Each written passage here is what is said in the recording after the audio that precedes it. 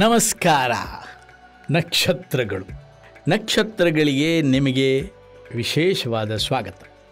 ಅನೇಕ ನಕ್ಷತ್ರಗಳ ಕಥೆಗಳನ್ನು ಕೇಳಿದ್ದೀರಿ, ನೀವು ಖುಷಿಪಟ್ಟಿದ್ದೀರಿ. ನೀವು ಇವತ್ತು ಇನ್ನೊಂದು ಹೊಸ ನಕ್ಷತ್ರವನ್ನು ನಿಮಗೆ ಪರಿಚಯಿಸಲಿಕ್ಕಿದ್ದೇನೆ. ನಾನು ವಿಶೇಷವಾದ ನಕ್ಷತ್ರವಿದು.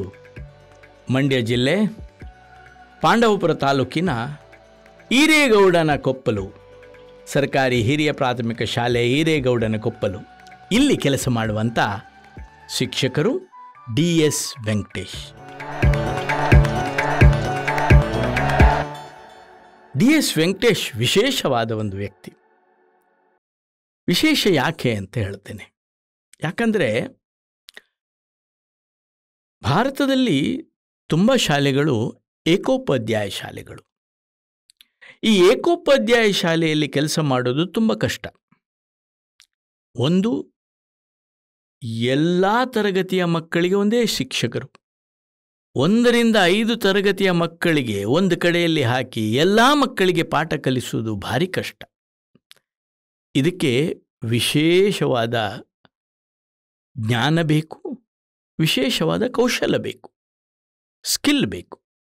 ಇಲ್ಲದಿದ್ದರೆ ಈ ಥರ ಕಲಿಸಲಿಕ್ಕೆ ಸಾಧ್ಯ ಆಗೋದಿಲ್ಲ. ಈ ಸರ್ಕಾರಿ ಹಿರಿಯ ಪ್ರಾಥಮಿಕ ಶಾಲೆ ಈರೇಗೌಡನ ಕೊಪ್ಪಲು ಏನಿದೆ, ಇದು ಏಕೋಪಾಧ್ಯಾಯ ಶಾಲೆ. ಇಲ್ಲಿ ಒಂದೇ ಶಿಕ್ಷಕರಾಗಿ ಬಂದವರು DS ವೆಂಕಟೇಶ್. ಮೊದಲಿಗೆ ತುಂಬ ಕಿರಿಕಿರಿ ಆಗೋದು ಶಿಕ್ಷಕರಿಗೆ, ಹೇಗಪ್ಪ ಕಲಿಸೋದು ಇದು ಅಂತ. 1 ರಿಂದ 5ನೇ ಕ್ಲಾಸ್ನ ಮಕ್ಕಳನ್ನು ಒಂದು ಕಡೆಯಲ್ಲಿ ಸೇರಿಸಿ ಕಲಿಸುವುದು ಎಷ್ಟು ಕಷ್ಟವೋ, ಅದಕ್ಕಿಂತಲೂ ಕಷ್ಟ ಈ ಶಾಲೆಯ ಶೈಕ್ಷಣಿಕ ವಿಷಯವನ್ನು ನೋಡಿಕೊಳ್ಳುವುದು, ಆಡಳಿತಾತ್ಮಕವಾದ ವಿಷಯವನ್ನು ನೋಡಿಕೊಳ್ಳುವುದು. ಸೊ ಆದುದರಿಂದ ವೆಂಕಟೇಶ್ ಅವರು ಇದೆಲ್ಲವನ್ನು ತುಂಬ ಚೆನ್ನಾಗಿ ಮಾಡಲಿಕ್ಕೆ ಶುರು ಮಾಡಿದರು. ಅವರು ಮೊದಲಿಗೆ ಮಾಡಿದ್ದು ಮನಸ್ಸು. ಅವರು ಒಮ್ಮೆ ಇಡೀ ಈರೇಗೌಡನ ಕೊಪ್ಪಲನ್ನು ನೋಡಿದರು, ಅರ್ಥ ಮಾಡಿಕೊಂಡ್ರು. ಅವ್ರಿಗೆ ಗೊತ್ತಾಯಿತು, ಇಲ್ಲಿ ಜನಸಂಖ್ಯೆ ಹೆಚ್ಚಿಲ್ಲ, 450 ಜನ ಇರೋದು. ಒಟ್ಟು ಕುಟುಂಬ ಸಾಧಾರಣ 90 ಅಷ್ಟೇ. ಆದರೆ ನೀರಾವರಿ ಇರುವಂಥ ಜನರು. ಇಲ್ಲಿ ಒಳ್ಳೆ ಬೇಸಾಯ ಮಾಡ್ತಿದ್ರು, ಎಲ್ಲವೂ ಬೆಳೀತಿದ್ರು. ಕಬ್ಬು, ಭತ್ತ, ಬಾಳೆ, ಸೇವಂತಿಗೆ, ತರಕಾರಿ ಬೆಳೀತಾ ಇದ್ರು. ಈ ಪ್ರದೇಶದ ಜನರದ್ದು ಒಂದು ವಿಶೇಷ ಬೆಳೆ ಸೇವಂತಿಗೆ. ವೆಂಕಟೇಶ್ ಅವರು ಈ ಶಾಲೆಗೆ ಬಂದಾಗ ಈ ಶಾಲೆಯ ಸ್ಥಿತಿ ಚಿಂತಾಜನಕವಾಗಿತ್ತು. 3 ಕೊಠಡಿ, ಅತ್ಯಂತ ಕೆಟ್ಟದಾಗಿತ್ತು. ಅತ್ಯಂತ ಗಲೀಜಾದ ಆವರಣ. ಊರಿನ ಎಲ್ಲ ಕಾರ್ಯಕ್ರಮಗಳು, ಸಾಮಾಜಿಕ ಆಗಲಿ ಧಾರ್ಮಿಕ ಆಗಲಿ, ಎಲ್ಲವೂ ಶಾಲೆಯ ಒಳಗೆ. ಯಾವುದೇ ಕಾರ್ಯಕ್ರಮ ಹಳ್ಳಿಯಲ್ಲಿ ನಡೆದರೂ ಅದು ಶಾಲೆಯಲ್ಲೇ ನಡೆಯೋದು. ಶಾಲೆಯಲ್ಲಿ ಕಾರ್ಯಕ್ರಮ ನಡೆದರೆ ಶಾಲೆ ನಡೀತಿದ್ದಿರಲಿಲ್ಲ. ನೋಡಿ, ಒಂದಾ ಕಾರ್ಯಕ್ರಮ ನಡಿಬೇಕು ಅಥವಾ ಶಾಲೆ ನಡಿಬೇಕು. ಇಲ್ಲಿ ಕಾರ್ಯಕ್ರಮ ನಡೀತಿತ್ತು, ಶಾಲೆ ಇಲ್ಲ. ಮಕ್ಕಳಿಗೆ ಶಾಲೆ ಇಲ್ಲದೆ ಮಕ್ಕಳು ಕಂಗಾಲಾಗಿದ್ದರು. ಅಷ್ಟು ಮಾತ್ರ ಅಲ್ಲ, ಇನ್ನೊಂದು ಸಮಸ್ಯೆ ಇತ್ತು. 5ನೇ ಕ್ಲಾಸ್ಗೆ ಬಂದ ತಕ್ಷಣ ಮಕ್ಕಳು ಶಾಲೆ ನಿಲ್ಲಿಸ್ತಿದ್ರು. 5ನೇ ಮೇಲೆ ಕಲಿತ ಮಕ್ಕಳೇ ಇಲ್ಲ. ಶಾಲೆಯ ಪರಿಸ್ಥಿತಿ ನೋಡಿ ವೆಂಕಟೇಶ್ ಅವರಿಗೆ ತುಂಬ ಬೇಸರವಾಗ್ತದೆ. ಹೇಗಾದರೂ ಮಾಡಿ ಈ ಶಾಲೆಯನ್ನು ಉತ್ತಮ ಶಾಲೆ ಮಾಡಬೇಕು ಎಂದು ಮನಸ್ಸು ಮಾಡ್ತಾರೆ, ದೃಢ ಸಂಕಲ್ಪನೆ ಮಾಡ್ತಾರೆ. ಹಾಗೆ ವೆಂಕಟೇಶ್ ಅವರು ಮಾಡಿದ ಮೊದಲ ಕೆಲಸ ಶಾಲೆಯ ಶೈಕ್ಷಣಿಕ ಗುಣಮಟ್ಟವನ್ನು ಉತ್ತಮಗೊಳಿಸುವುದು. ಕಲಿಸುವುದನ್ನು ತುಂಬ ಚೆನ್ನಾಗಿ ಮಾಡಲಿಕ್ಕೆ ಶುರು ಮಾಡಿದ್ರು. ಹಾಗೆಯೇ ಮಕ್ಕಳನ್ನು ಕಲಿಸ್ತಾ ನವೋದಯಕ್ಕೆ ತಯಾರು ಮಾಡಿದರು. ನವೋದಯ ಸ್ಪರ್ಧಾತ್ಮಕ ಪರೀಕ್ಷೆಗೆ ಸಿದ್ಧಗೊಳಿಸಿದರು. ಇದೊಂದು ಪವಾಡವಾಗಿ ನಡೆದಂಥ ಒಂದು ವಿಷಯ ಹೇಳ್ತೇನೆ. ಮೊದಲನೇ ವರ್ಷ 4 ಮಕ್ಕಳನ್ನು ಪರೀಕ್ಷೆಗೆ ಕೂರಿಸಿದ್ರು, ನವೋದಯ ಸ್ಪರ್ಧಾತ್ಮಕ ಪರೀಕ್ಷೆಗೆ. ಅದರ ರಿಸಲ್ಟ್ ಬಂದಾಗ ಮೊದಲನೇ ಸಲ 4 ಮಕ್ಕಳು ಪರೀಕ್ಷೆ ಬರೆದ್ರು, 4 ಮಕ್ಕಳು ಪಾಸಾದರು. 4 ಮಕ್ಕಳು ತೇರ್ಗಡೆ ಆದದ್ದು ಊರಿಗೆ ಖುಷಿ ಆಯಿತು. ಅಷ್ಟು ಮಾತ್ರ ಅಲ್ಲ, ಅದಕ್ಕಿಂತಲೂ ಹೆಚ್ಚೊಂದು ಖುಷಿಯಾದಂಥ ವಿಷಯ ಇದೆ. ಈ 4 ಮಕ್ಕಳಲ್ಲಿ 3 ಮಕ್ಕಳು ಆ ತಾಲೂಕಿಗೆ ಫಸ್ಟ್ ಬಂದರು. 4 ಮಕ್ಕಳು ಪರೀಕ್ಷೆ ಕೂತಿದ್ದಾರೆ, 4 ಮಕ್ಕಳು ಪರೀಕ್ಷೆಯಲ್ಲಿ ಪಾಸಾಗಿದ್ದಾರೆ, 3 ಮಕ್ಕಳು ತಾಲೂಕಲ್ಲೇ ಫಸ್ಟ್. ಇದರಿಂದಾಗಿ ಊರೇ ಹೆಮ್ಮೆ ಪಡುವ ಹಾಗೆ ಆಯಿತು. ಎಲ್ಲ ಜನರಿಗೂ, ಊರಿನ ಜನರಿಗೂ ಮೇಷ್ಟ್ರ ಬಗ್ಗೆ ತುಂಬ ಗೌರವ ಬಂತು. ತುಂಬ ಗೌರವ ಬಂದು ವೆಂಕಟೇಶ್ ಮೇಷ್ಟ್ರು ತುಂಬ ಒಳ್ಳೆಯ ಮೇಷ್ಟ್ರು ಎಂಬ ಹೆಸರನ್ನು ಪಡ್ಕೊಂಡ್ರು. ಈ 3 ಮಕ್ಕಳಿಂದಾಗಿ ಇಡೀ ಊರಿಗೆ ಒಂದು ಹೆಸರು ಬಂದ ಹಾಗೆ ಆಯಿತು. ಈ ವಿಷಯವನ್ನು ಈಗಲೂ ಊರಿನವರು ಹೆಮ್ಮೆಯಿಂದ ಹೇಳ್ಕೊಳ್ತಾರೆ. ಹಾಗೆ ಈ ವಿಷಯ ಊರಿನ ಜನರನ್ನು ಶಾಲೆಗೆ ಕರೆತಂದಿತ್ತು. ಜನ ಬರೋದು, ಮಾಸ್ಟರ್ ಹತ್ರ ಮಾತಾಡೋದು, ನಮ್ಮ ಮಗನೂ ಚೆನ್ನಾಗಿ ಕಲೀಲಿ ಅಂತ ಹೇಳೋದು, ನಮ್ಮ ಮಗನಿಗೂ ಸ್ವಲ್ಪ ಕಲಿಸಿ ಸಾರ್ ಅಂತ ಹೇಳೋದು ಎಲ್ಲ ಶುರುವಾಯಿತು. ಇದು ಈ ಶಾಲೆಯನ್ನು ಒಂದು ಉತ್ತಮ ಶಾಲೆಯಾಗಿ ಸುತ್ತಮುತ್ತಲಿನ ಹಳ್ಳಿಗಳಲ್ಲಿ ಬಿಂಬಿಸಿತು. ಇದರಿಂದಾಗಿ ಈ ಶಾಲೆಗೆ ತುಂಬ ಒಳ್ಳೆಯ ಗೌರವ ಬಂತು. ಅಷ್ಟೇ ಗೌರವ ವೆಂಕಟೇಶ್ ಮೇಷ್ಟ್ರಿಗೂ ಬಂತು. ವೆಂಕಟೇಶ್ ಮೇಷ್ಟ್ರು ಕೆಲವು ಕೆಲಸಗಳನ್ನು ಮಾಡಿದ್ದನ್ನು ನಾವು ಮಾತಾಡಬೇಕಿಲ್ಲಿ. ಅವರು ಒಂದು ವಾರ್ಷಿಕ ಸಭೆ ಅಂತ ನಡೆಸ್ತಾರೆ. ಈ ವಾರ್ಷಿಕ ಸಭೆ ತುಂಬ ವಿಶೇಷವಾದ ಸಭೆ. ಇಲ್ಲಿ ಎಲ್ಲರೂ ಒಬ್ಬರನ್ನೂ ಬಿಡದೆ ಭಾಗವಹಿಸ್ತಾರೆ ಶಾಲೆಯ ಸಭೆಯಲ್ಲಿ. ಆ ಸಭೆಯಲ್ಲಿ ಗತ ವರ್ಷದಲ್ಲಿ ಏನೆಲ್ಲ ನಡೆಯಿತು ಅದೆಲ್ಲವನ್ನು ಮಾತಾಡ್ತಾರೆ. ಪ್ರತಿಯೊಂದು ಚಿಕ್ಕದು ದೊಡ್ಡದು ಕೆಲಸ ಏನೆಲ್ಲ ನಡೆಯಿತು ಅದೆಲ್ಲವೂ ಮಾತಾಡ್ತಾರೆ. ಆಮೇಲೆ ಒಂದು ವಿಶೇಷವಾದದ್ದು ಇಲ್ಲಿ ಪ್ರಸ್ತುತಪಡಿಸ್ತಾರೆ. ಅದೇನೆಂದರೆ ಪೋಷಕರಿಂದ 10 ನಿರೀಕ್ಷೆಗಳು. ಈ ನಿರೀಕ್ಷೆಗಳನ್ನು ಈಡೇರಿಸುವುದಕ್ಕೆ ಸಮುದಾಯಕ್ಕೆ ಇರುವ ದೊಡ್ಡ ಕೆಲಸ ಇದು.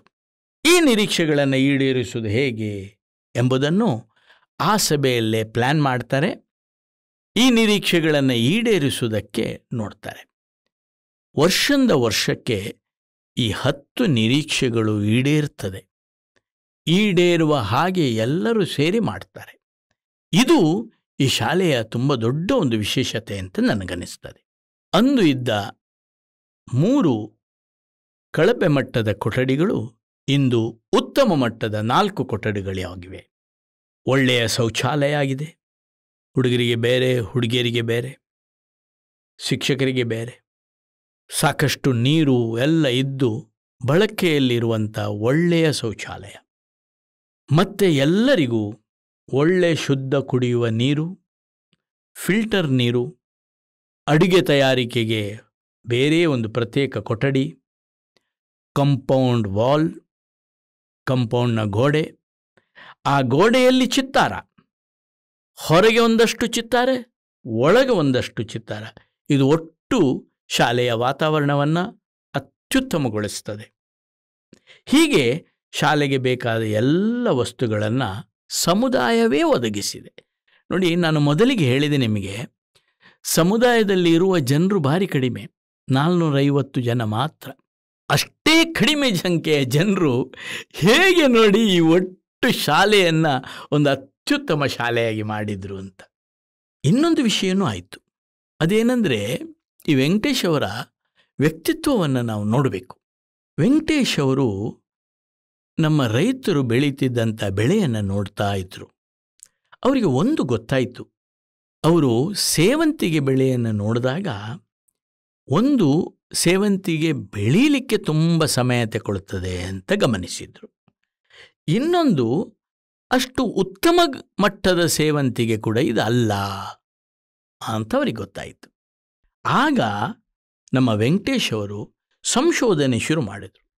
ಬೇರೆ ಬೇರೆ ಕಡೆಗೆ ಹೋಗಿ ಬೇರೆ ಬೇರೆ ಕಡೆಯಲ್ಲಿ ಸೇವಂತಿಗೆಯನ್ನು ನೋಡೋದು, ಸೇವಂತಿಗೆಯ ಬೆಳೆಯ ಬಗ್ಗೆ ತಿಳ್ಕೊಳ್ಳೋದು, ಹೀಗೆ ಮಾಡ್ತಾ ಮಾಡ್ತಾ ಕಡೆಗೆ ಈ ಸಂಶೋಧನೆ ಅವರಿಗೊಂದು ಫಲ ಕೊಟ್ಟಿತು. ಅವರು ತಮಿಳುನಾಡಿನಲ್ಲಿ ತುಂಬ ಒಳ್ಳೆ ಸೇವಂತಿಗೆಯ ಒಂದು ಜಾಗವನ್ನು ಹುಡುಕಿದರು. ಅತ್ಯಂತ ಕಮ್ಮಿ ಸಮಯದಲ್ಲಿ ಅತ್ಯಂತ ಉತ್ತಮ ಮಟ್ಟದ ಸೇವಂತಿಗೆ ಆ ಪ್ರದೇಶದಲ್ಲಿ ಬೆಳೀತಿದ್ರು.